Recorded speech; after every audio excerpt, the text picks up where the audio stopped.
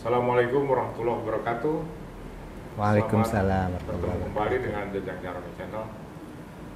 Kali ini saya mengundang, atau tepatnya saya datang ke rumah salah seorang alumni Pondok Pesantren Gontor, Ustaz saya waktu sanawiyah. Namanya Abu Muslim Khaulani. Assalamualaikum Ustaz. Waalaikumsalam warahmatullahi wabarakatuh. Saya kesini dalam rangka Lebaran ya. Iya. Lebaran, silaturahim. Sekaligus kita ngobrol-ngobrol lah tentang cerita waktu antum masih di Gontor. Baik. Antum di Gontor tahun berapa ke sana? Saya pertama kali ke sana itu tahun 1974. Pak, lulus SMP, lulus SD? SMP. SMP ya? Iya, SMP. Istilahnya kalau SMP eksperimen ya? Sekolah eksperimen. Ya. Oke. Itu ide masuk ke Gontor itu gimana ceritanya? Pada suatu hari ayahanda Abah Haji Ahmad Suryani waktu itu menanyakan, Khaulani setelah lulus SMP negeri Gresik ini pengen melanjutkan kemana? Saya dengan PD-nya mengatakan saya pengen ke STM, sekolah apa? Teknik menengah. Ya, ya. Kenapa saya ingin ke situ? Karena ilmu ukur, aljabar, ilmu alam dan semua yang eksak-eksak itu nilai saya itu 10. Jadi ada keinginan untuk masuk ke STM. Ya. Tapi orang tua rupanya mempunyai pandangan lain. Beliau mengatakan, Khaulani janganlah untuk kita-kita mah, jangan ke situ. Kalau setelah dari STM bisa melanjutkan ke ITB Bandung, kalau tidak paling bisa buka bengkel di pinggir jalan. Nah, bagaimana kalau ke Gontor? Kata beliau, kata almarhum. Gontor di mana, Bah? Di Jawa Timur. Saya itu seumur-umur belum pernah pergi jauh. Sejauh yang pernah dirasakan tuh paling ke Tanjung Priuk. Jadi banyak Priuk di apa itu pasar ikan. Nah, yes. Jadi belum pernah lewat dari Jawa Barat saja belum pernah. Cirebon belum pernah, kemana? Apalagi ini ke Jawa Timur, Ponorogo. Tapi karena sebagai anak sudah dikatakan begitu oleh orang tua, ya khidmah. Nurut aja ya? Nurut. Dengan apa? Pandangan bahwa tidak mungkin ada orang tua yang ingin menjerumuskan anaknya. Nurut aja ya. Nurut Kelas aja. Ya? Jadi bayangkan, Jang. Waktu itu ada 4 orang dari Gresik itu. 1 Ahmad Maimun Ali. Ingat ya, yang punya sekarang Subulus Salam dan sudah almarhum. 2 Ubaidillah Khalid, anaknya Sudagar Khalid, Kiai Khalid itu di Gresik. Yang ketiga Ahmad Marini, Sudagar juga bapaknya. Nah yang keempat ini Abu Muslim Khaulani, anak seorang guru ngaji, petani. Yang seingat saya itu ikut ngebantu ngebajak sawah, ikut ngebantu meluku, ikut ngebantu ngegaru, ikut ngebantu bawa manggul-manggul benih. Dan kalau sore itu memandikan kerbau di sungai, gitu. Mengembala ya? Mengembala, ya bukan mengembala, artinya menggiring kalau udah sore ke sungai dimandiin baru masuk ke kandang. Iya. Kerbaunya banyak? Satu. Oh, itu membajak doang. Kan kalau kerbaunya banyak orang kaya juga kan? Itu dia, ya ini kerbaunya 1. Dan seingat saya tuh yang 4 orang dan yang lainnya itu ke Gontor itu pada membawa koper untuk isi barang-barang pakaian dan perlengkapan lainnya. Yeah. Kalau Abu Muslim Khaulani bawanya apa? Dus Indomie. Nah, dus Indomie. Dan naiknya itu mobil bus yang namanya Tasima, Tanuh Simalam. Yang kalau berangkat Tasima. Tasima. Singkatannya apa? Taneuh Simalem, orang punya orang Aceh. Taneuh. Taneuh Simalem. Apa taneuh? Taneuh itu mungkin tanah ya. Tanah. Taneuh Simalem. Oh. Jadi itu kalau berangkat dari dulu posnya itu di sini di Cengkareng. Cengkareng. Berangkatnya jam 1 atau jam 2. Pagi-pagi sudah sampai Ponorogo. Ini hidung kita ini pada hitam Jam 1 kena malam. jelaga. Enggak, jam 1 siang Jam sore. 1 siang. Subuh sampai sana. Sampai sono subuh. Ininya udah pada hitam. Nggak ada AC. Nggak ada AC. Iya. Diantar ayah dong, diantar abah itu. Diantar oleh abah. Dan abah itu ya salah satu orang tua yang paling sering berkunjung ke Gontor karena membawa paket dari orang-orang ataupun anaknya nitip, ada yang nitip uang, ada yang nitip barang, dan ya, waktu itu belum ada JNE, belum ada, masih wesel kirimannya juga Kesel Pos dan sebagainya. Jadi waktu datang pertama kali ke Gontor kaget nggak? Justru kalau orang mungkin kaget, saya sebaliknya. Karena biasa di rumah itu ya maklum lah ya, pada kondisi saat itu ya boleh dikatakan agak kekurangan. Ketika di Gontor mendapatkan servis yang luar biasa, jadi saya senang gitu. Justru yang ada itu alhamdulillah gitu. Apa yang ada di Gontor tuh nggak ada di rumah tuh apa? Kayak apa? Pertama, kalau di Gontor kan udah pasti sarapan pagi, makan siang, makan malam. Terus di sana itu dididik dengan segala berbagai macam pendidikan dan pelajaran yang belum pernah dialami di kampung begitu. Jadi senang, nggak ada rasa. Makanya kata teman-teman itu terus nggak mengembala kerbau lagi, nggak ke sawah lagi, jadi badan juga semakin ini, dan anak itu dijuluki oleh teman-teman itu murid yang mutia, nggak pernah digundulin, nggak pernah dapat ikob, nggak pernah digundul. Gundul itu kan ini ya. Kalau melanggar aturan, hukuman yang paling ringan ya, gitu ya. Iya. Nggak pernah digundul ya? Nggak pernah, alhamdulillah. Tapi orang Muti itu kan gimana? Asik nggak itu? Asik. Orang asik itu kan ayah melanggar-langgar dikit lah, itu asik baru. Kalau yang lain teman-teman itu suka mandinya itu di mandi sumur orang kampung. Nah, disitulah di sumur orang kampung itu apa yang dilarang di Gontor dia lakukan. Misalnya merokok. Iya. Dan alhamdulillah Anda nggak pernah ikut mandi merokok di Gontor bukan boleh. Nggak boleh. Itu ada istilah kalau kibar boleh merokok. Nggak ada. Tapi waktu itu mungkin belum ada. Setelah itu kan peraturan berubah gitu. Wallahualam ya kalau gitu sekarang. Tapi waktu semua itu total nggak boleh ngerokok. Nggak boleh. Semua angkatan gitu. Iya, semua angkatan. Apalagi anak kecil. Iya. Gitu. Nggak boleh ngerokok. Nggak boleh. Dan Nana ya termasuk yang tadi itu belum pernah ikut mandi di sumur orang kampung dan belum pernah ngerokok. Dan alhamdulillah. Kalau mandi di sumur orang kampung kan bisa ngeliat garis-garis kampung. Nah, gitu itu ya? dia antara lain. Tapi gimana ceritanya itu ya? Anak santri mandi di sumur orang kampung. Iya. Gimana ceritanya keamanan bisa tahu itu? Lah, itu ngerokok segala macam terus cewek kampung nih. Itu gimana tahu? Gimana bisa tahu itu? Lah, kan keamanan itu sudah istilahnya berkolaborasi dengan orang kampung. Jadi bekerja sama siapa-siapa yang mandi di situ. Tapi mandi itu sebenarnya boleh nggak di sumur orang kampung?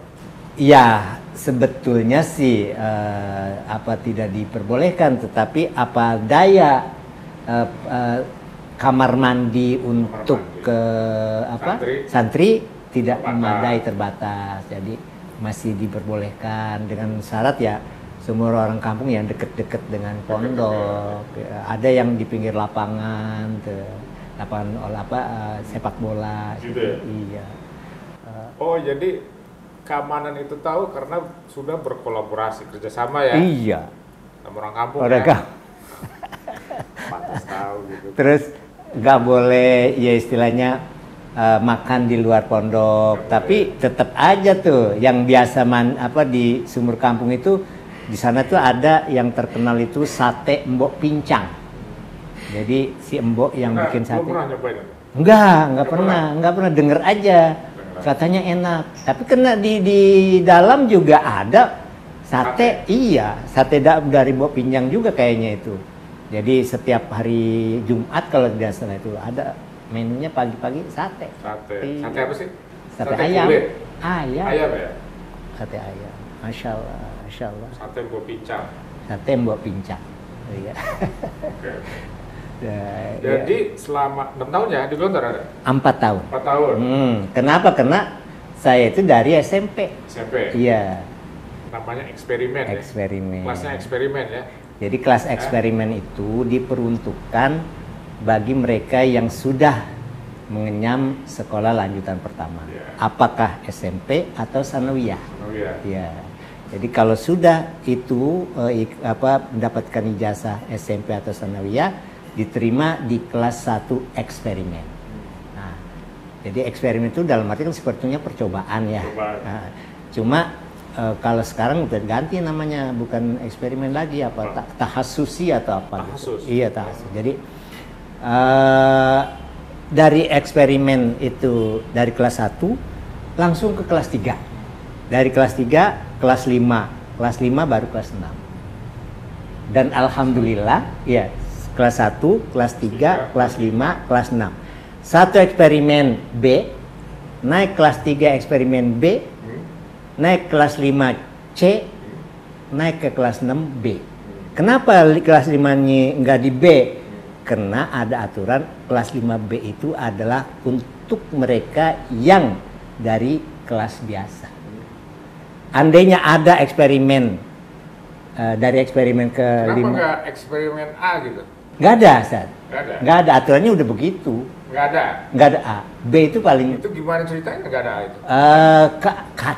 Konon katanya A itu bagi mereka yang apa istilahnya nggak naik-naik. Jadi gitu? Iya, katanya gitu.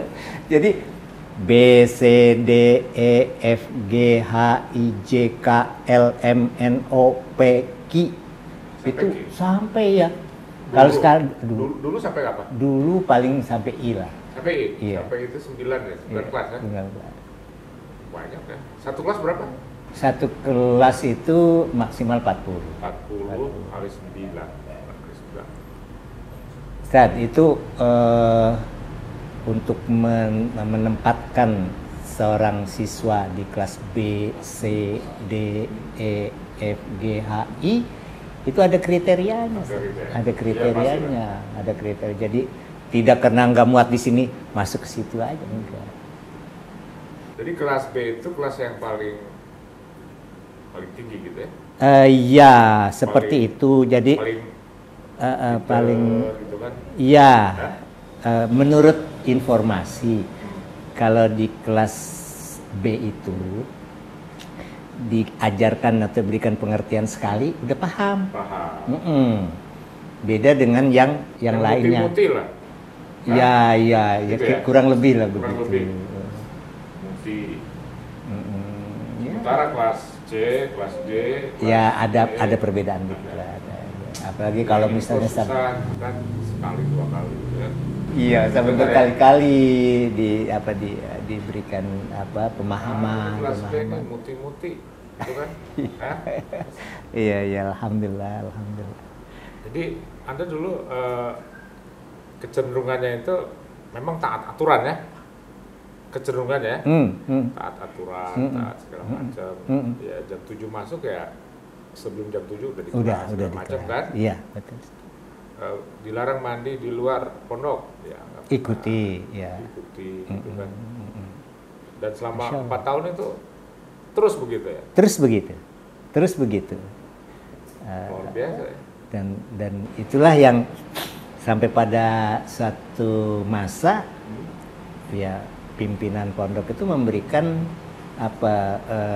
tugas khusus gitu loh kepada mereka yang dianggap istilahnya itu bisa memberikan warna kepada adik-adik kelasnya. Gitu ya? Iya. Ustaz. Itu selama di pondok tentu aktif ya di organisasi. Iya. Organisasi siswa ya, gitu kan? Anda pernah terlibat apa? Saya itu terus terang sangat menghormati orang yang telah bisa memberikan pengaruh.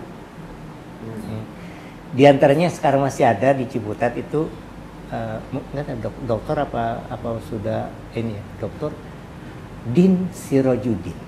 Didin Sirojudin. Bukan Din Samsudin ya. Bukan. Didin Sirojudin. Didin Sirojudin dan Din Samsudin satu angkatan. Oke. Nah, apa yang saya rasakan? Saya bisa nulis bagus. Tulisan khot saya bagus. Itu dari pelajaran sore yang diajarkan oleh beliau. Pak Didin itu? Iya. Ya, mungkin dulu belum ada LMK. Waktu di Gontor belum ada LMK, sekarang dia udah apa LMK ada. Ada pondok khot ya di Sukabumi. Sukabumi. Anda sangat lewat Pak Didin itu Anda bisa nulis bagus ya. Nah. Jadi memang diajarin ya tuh biasa tulis O terus sampai ujung. Ulangi lagi sampai ke bawah O aja. Jadi untuk bisa nulis bagus dan nggak putus-putus begitu kan diantaranya. Sebagai santri atau sebagai pelajar Anda terkenal tulisannya bagus. Muslim Maulana tulisannya bagus ya gitu. Iya enggak. Iya waktu di sana sih nggak begitu, tapi setelah setelah pulang ya banyak yang mengatakan seperti itu. Dan itu ya atas didikan waktu salah satunya Pak Didin Sirojudin di pelajaran pendidikan sore. Idof namanya ya? Idof. Iya. Idof itu dari jam berapa ke depan? Sore dari jam berapa? Jam habis sholat asar lah. Habis sholat asar? Asar menjelang maghrib selesai. Itu kalau sekarang nulis Arabnya masih terlatih? Masih alhamdulillah. Masih bagus ya? Masih bagus. Tulisnya apa nih, Rik? Iya. Enggak, Rik aja. Naskhi dan Rik'i. Kalau yang lain-lainnya itu nggak begitu mendalami. Oke. Kita kan sekarang udah jarang megang pulpen, sekarang megang komputer kan, megang laptop. Akhirnya keterampilan tangan itu semakin berkurang. Semakin berkurang, tetapi ya alhamdulillah masih terlatih. Dan anak-anak saya juga ya mengagumi bahwa tulisan papanya itu bagus gitu ya, baik tulisan Latin maupun tulisan Arabnya gitu. Kalau selain khot pelajaran sore itu, Anda aktif apa lagi di sekolah itu, di Gontor itu? Iya. Kismul Amni apa gitu? Enggak. Waktu itu badan saya enggak pas di Kismul Amni.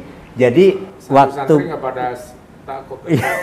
Waktu bulan puasa itu saya ditunjuk sebagai Kismul I'lam atau Kismul Isti'lam, bagian penerangan.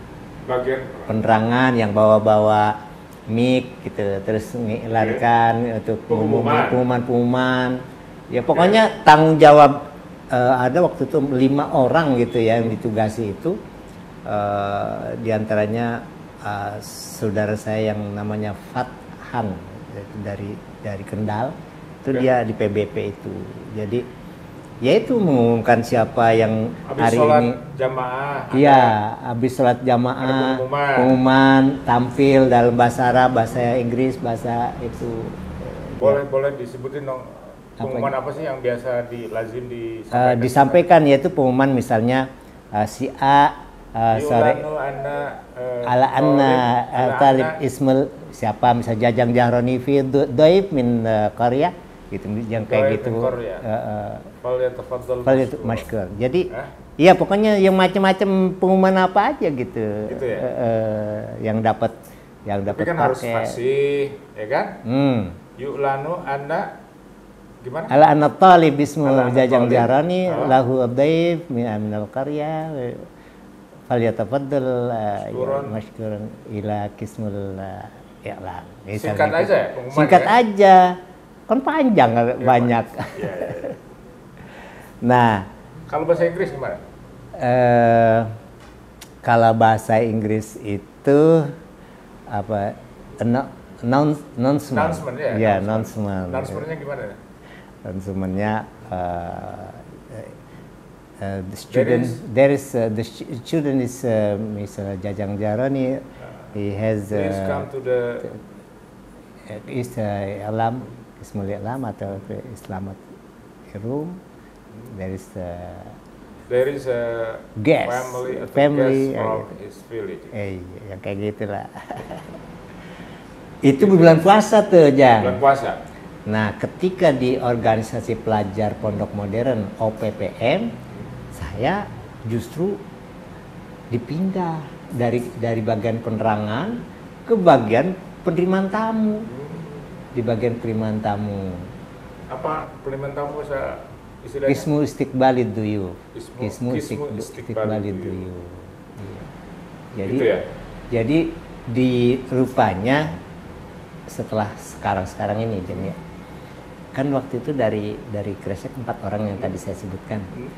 Itu semuanya itu menjadi pengurus di organisasi pelajar pondok modern. Ahmad Maimun Ali di bagian penerangan yang tadi bulan puasa saya itu, Ubaidillah Khalid di bagian pengajaran, Kismut Ta'lim dia, Ahmad Nargini di bagian koperasi pelajar, dan Abu Muslim Holani di bagian penerimaan tamu. Nah, Ana menyadarinya sekarang bahwa rupanya ya almarhum Kiai Haji Imam Zarkashi ketika menunjuk atau memberikan arahan kepada para asatid untuk memanggil ini sebagai pengurus, itu hasil istikharah. Oh gitu. Hasil istikharah Pak Zarkashi. Hanum yakin itu. Gitu ya. Bukan rekomendasi Ustaz gitu. Bisa, itu juga bisa. Tapi kalau Ana meyakininya begitu. Kenapa? Karena sepanjang masa hidup saya, gitu ya, tidak lepas dari yang namanya tamu. Mulai di Kementerian Agama aja nih, Jan. Kan di resepsionis sana. Tiba-tiba ada tamu dari Amerika yang ingin berkunjung ke Kementerian Agama. Waktu itu Departemen Agama. Teman-teman nggak ada yang bisa melayani. Diserahkanlah kepada Abu Muslim Holani. Jadi penerima tamu itu bukan sekedar bisa bahasa Inggris ya? Tidak, Arab ya, tapi tidak. Bagaimana? Gerakannya luas, gitu kan? Iya.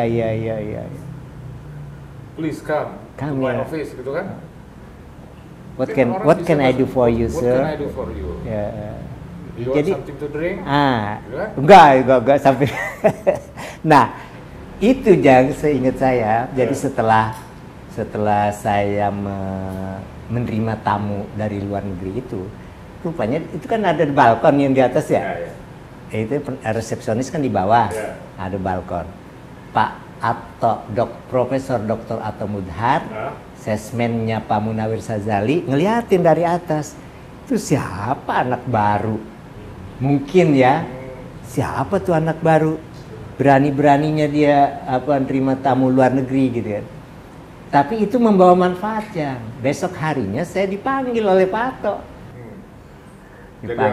Dipanggil ke naik lantai 2. Kata beliau, ya beliau menanyain tentang latar belakang pendidikan, latar belakang keluarga, dari mana ini.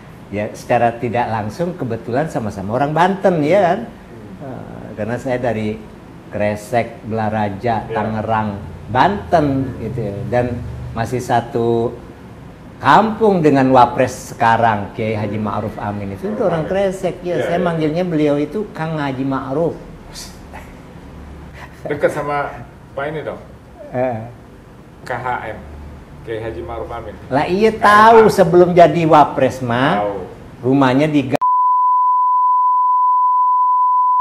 sering ke sana, tapi ya setelah jadi wapres mah, waduh siapa lu gitu kan ya, jadi kayak gitu. Nah, maksud saya akhirnya dari pertemuan dengan Pak Profesor Atta Muzhar, setelah beliau menanyakan tentang latar belakang pendidikan, latar belakang keluarga, ucapan yang saya dengar pada waktu itu, Haulani, mulai besok kamu duduk di sini, bantu saya coba untuk ya berupa tamu-tamu melalui telepon apa-apa, jadi saya yang disuruh gitu. Nah itu pertama ya.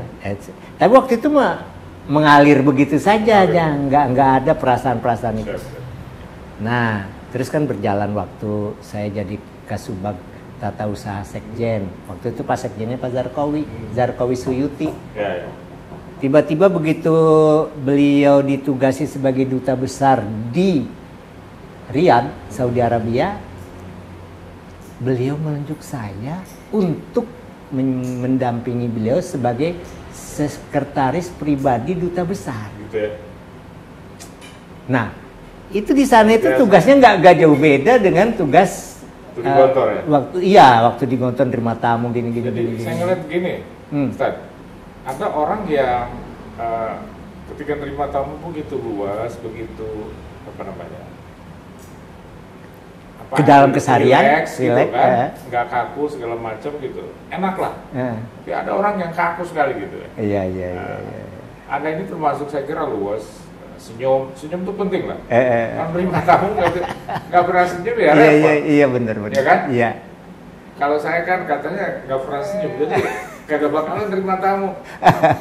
Terima tamunya jutek amat sih. Iya, bisa. Nah, itu gara-gara pendidikan arahan ketika di Gontor di OPPM sebagai dalam bagian pertama.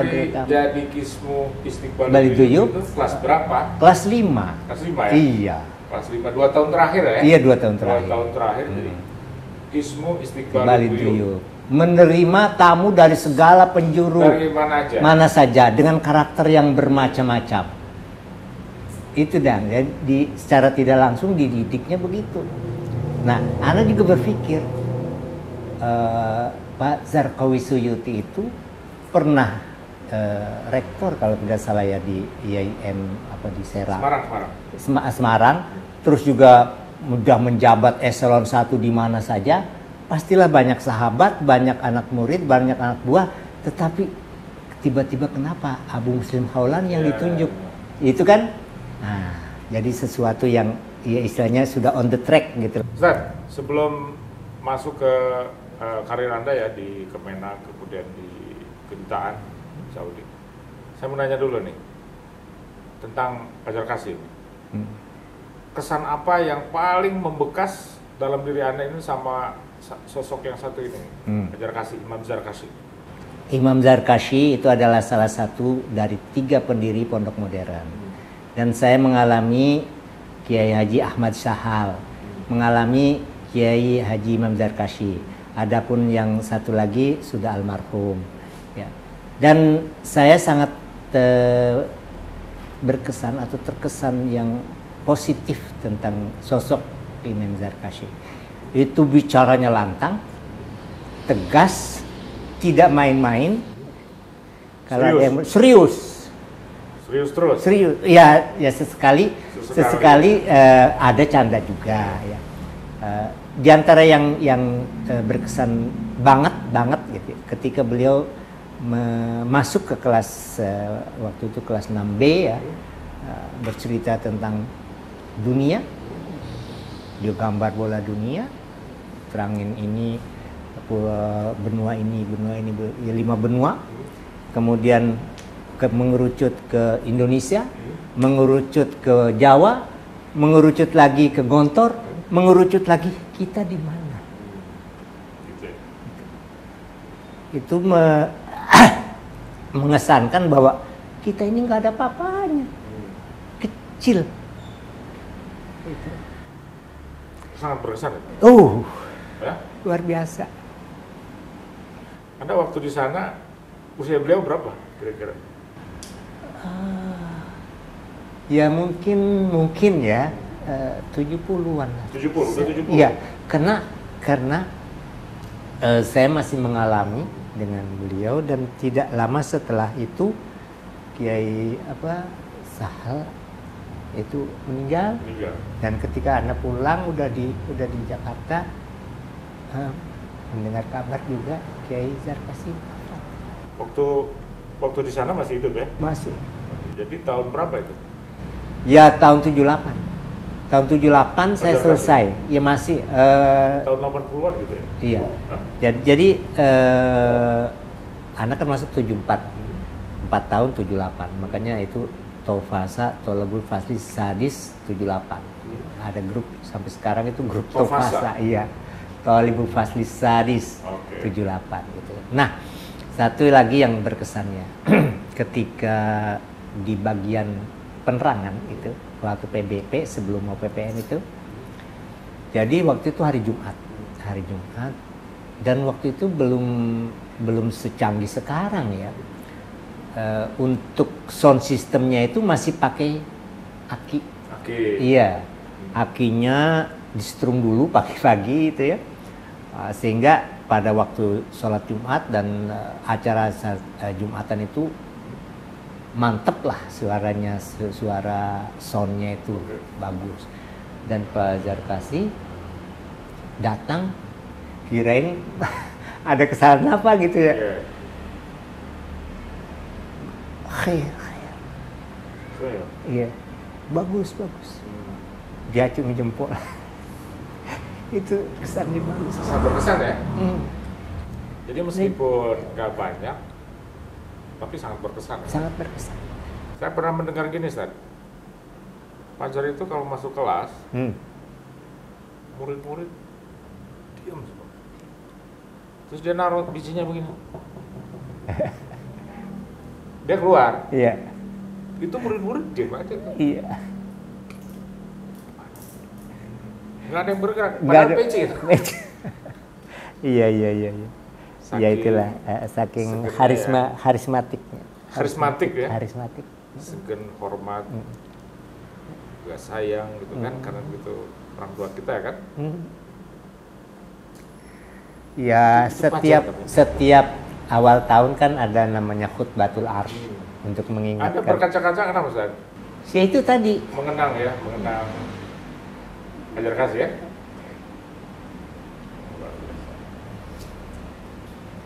Apa namanya? Ya itu tadi yang saya katakan bahwa ketika beliau menunjuk seseorang di dalam kapasitasnya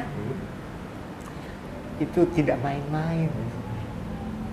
Nah, kalau Maimun Ali ya kan dari bagian penerangan terus ke Madinah. Pulang dari Madinah diberi tugas untuk memimpin pesantren Subulus Salam. Ubaidillah Khalid dari bagian pengajaran. Nah, dia setelah dari Madinah, Pakistan, ngajar di Darun Najah, kemudian juga di Al-Amanah Al-Gontor. Masih ada. Tolong tisu. Nah, terus itu sahabat saya yang namanya Ahmad Margini. Ahmad Margini itu orang Kresek juga ya? Orang Kresek juga, semua orang Kresek. Yang 4 orang itu orang Kresek. Nah, Ahmad Margini itu dia anak saudagar. Ketika di Gontor, dia diberikan amanat sebagai pengurus koperasi pelajar. Koperasi pelajar. Yang tentu dia harus belanja ke Ponorogo, belanja ke Madiun, segala kebutuhan santri. Tahu nggak sekarang jadi apa?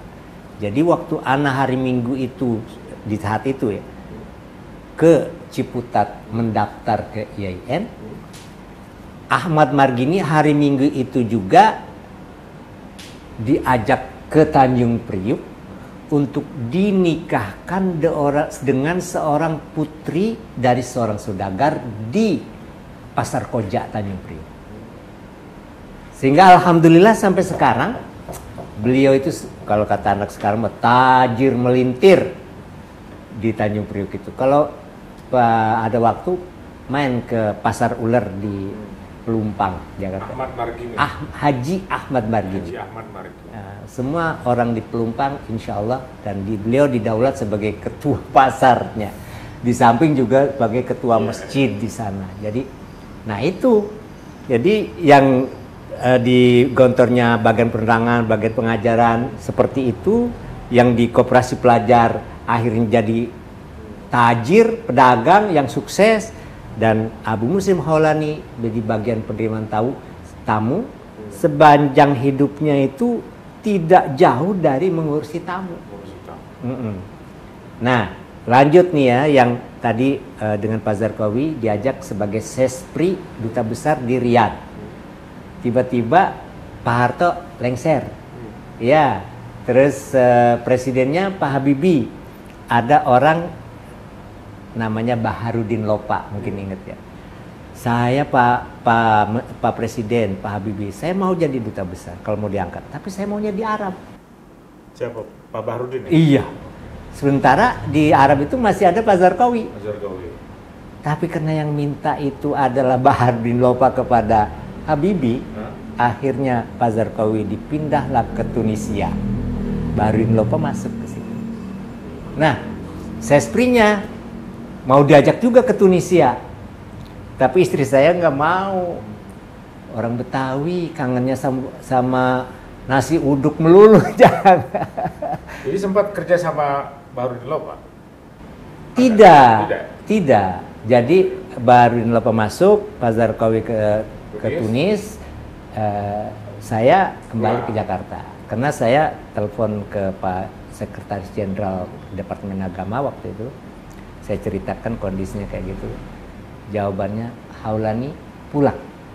Kalau kamu tidak pulang, nanti di sana 3 tahun lagi jadi 5 tahun. Pulang-pulang nggak ada yang kenal dengan kamu. Gitu. Saya nurut, saya ceritakan itu ke Pak Zarqawi dan Pak Zarqawi maklum. Akhirnya saya pulang. Pulang ke Indonesia diberi jabatan Kepala Subbagian Protokol. Kan ngurusin tamu lagi protokol. Ibu Megawati jadi presiden, Pak Profesor Dr. Said Agil Hussein Al-Munawar jadi Menteri Agama. Nah, saya sebagai Kasubag Protokol tidak begitu mengenal banget dengan beliau, tapi kena jabatan sebagai Kepala Subbagian Protokol, saya urusin segala macamnya. Jadi kalau saya ngelihat penunjukan seseorang di Gontor ya. Jadi Bapenta, jadi Kismu Iklam, Kismu Istiqbal Duyuk, jadi koperasi, Kismu Ta'lim, iya. Kismu Ta'lim, itu ngelihat ngelihat bakat atau ngelihat karena ini anak saudagar atau gimana itu? Saya melihatnya itu pertama tadi itu, jadi Kiai Imam Zarkashi almarhum Allahyarham itu tentu tidak sembarangan menunjuk seseorang, ya kan? Untuk dijadikan seorang mengurusi koperasi pelajar yang mengurusi uang, coba itu kalau nggak amanah berapa? Iya. Kalau bagian tamu nggak ada ibaratnya yang bersentuhan dengan uang, dengan tamu-tamu aja bagaimana melayani tamu dan ini. Nah, terus bagian pengajaran juga begitu, bagian penerangan juga begitu. Jadi ya itu saya lanjutin ya tadi. Saya berkhidmat ataupun melayani Pak Agil pada waktu itu karena saya Kasubag Protokol. Ya. Tiba-tiba Pak Agil mencari seorang untuk jadi sekretaris menteri. Nah, adalah seorang staf ahli Menteri Agama, namanya Pak Subagio, Dr. Andes Haji Subagio. Beliau menyampaikan ke Pak Agil, Pak Menteri, ngapain jauh-jauh nyari sekretaris menteri, itu di depan Bapak. Kebetulan ruangannya kan ruangan menteri sebelah sana, ruangan sekretaris di sini. Itu di depan Bapak ada yang namanya Haulani. Dia itu alumni Gontor, mumpuni bahasa Arab, mumpuni bahasa Inggris, pernah jadi sekretaris pribadi Duta Besar RI di Riyadh, Saudi Arabia. Direkomendasikan begitu. Akhirnya saya dipanggil oleh Pak Said Agil gitu ya. kayak sama kayak waktu Pak Ato menanyakan itu, ditanya-tanya macam-macam. Kesimpulannya apakah Saudara Harani siap menjadi sekretaris saya selama saya menjadi Menteri Agama?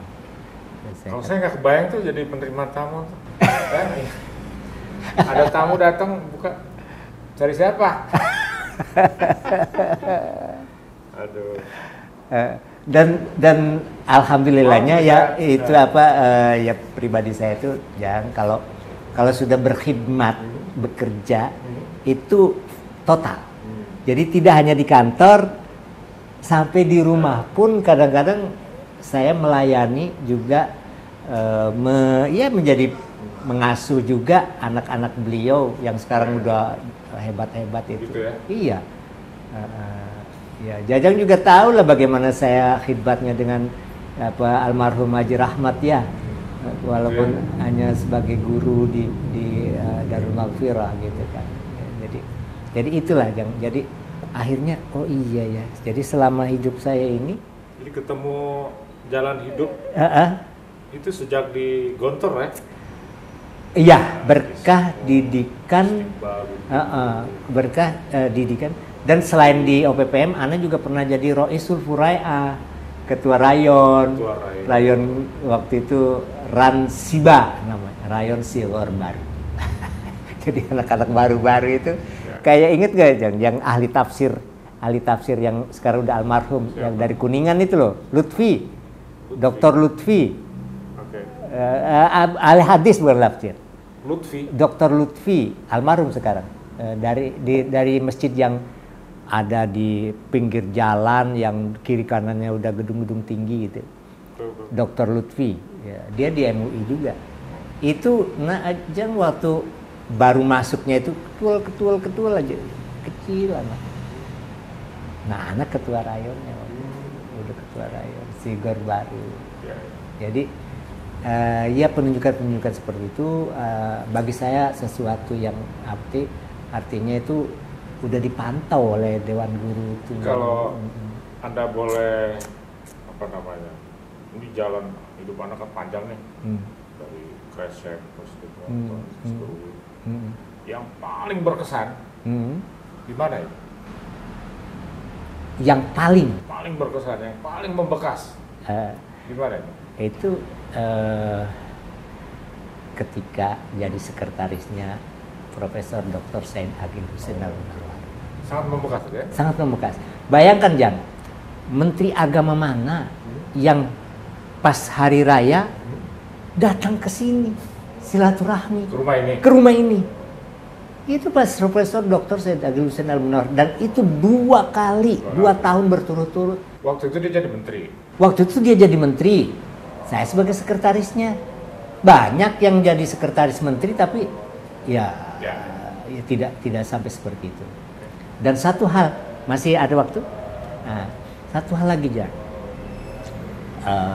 Ketika saya mendampingi beliau, Profesor Dr. Said Agil Hussein Al-Munawar itu pada KTT OKI, konferensi 3 tinggi OKI. Ya. Di Saudi.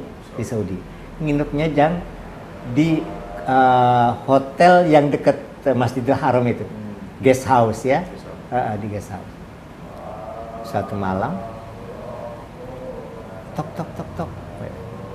Nah, saya buka pintu. Nah, kata yang ngetuk pintu, "Inta sekretir Ladil Wazir?" Gitu. "Ewa," gitu ya. "Ewa, ya." Gitu. Terus "Hadza bitaqah," katanya, lil wazir. Cuma dikasih 1 doang kartunya. Lidukhul ilal Ka'bah, untuk masuk Ka'bah. Ya karena cuma untuk Pak Menteri saja. Ya, saya ya tidak memposisikan diri sebagai pendamping menteri yang harus pakaian resmi gitu loh. Sementara Pak Menteri kan resmi pakai jas, pakai celana, pakai panjang, terus pakai peci hitam ya. Saya pakai baju top aja biasa, yang itu juga top yang tangan pendek.